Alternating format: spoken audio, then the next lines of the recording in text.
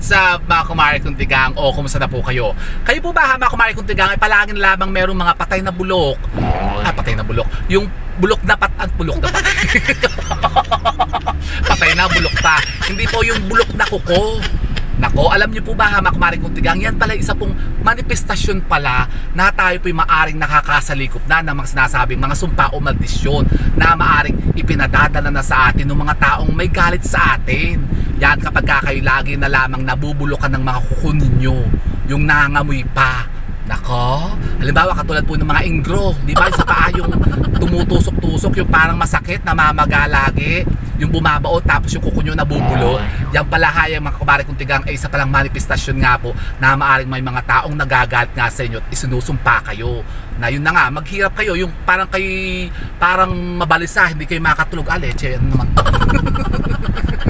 Ayan naman siya, ay umayos talaga itong aking gimbal dito leche papalta na kita traffic na naman kasi yan, umayos ka, sasampigahin ko mukha mo umayos ka, tayo nagbablog patapusin mo ako habang traffic.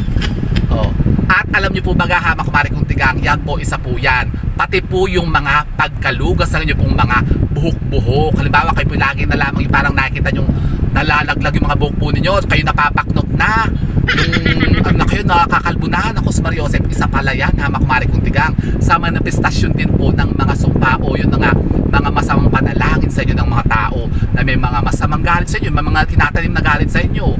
Kaya yan po maaring nagiging yung manifestasyon na ng galit nila.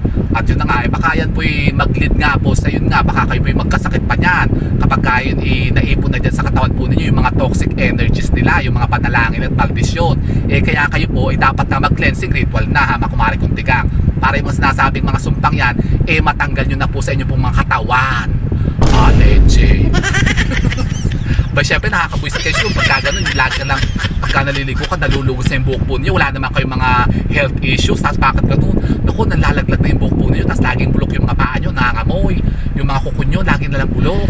Kapag ganyan po mga kumare kong tigang, alamin nyo kung sino yung mga maaring nanunumpa na sa inyo, kasi baka kakayuin ako. Ayun na nga, yan na, pinadadala na kayo ng masamang panalangin, kaya nangyayari yan. Takot naman. Nakano ba itong traffic na to, leche? Siya, signahan mga kumare kong tigang, kaya tingnan nyo mga kuko nyo, baka nabubulok na.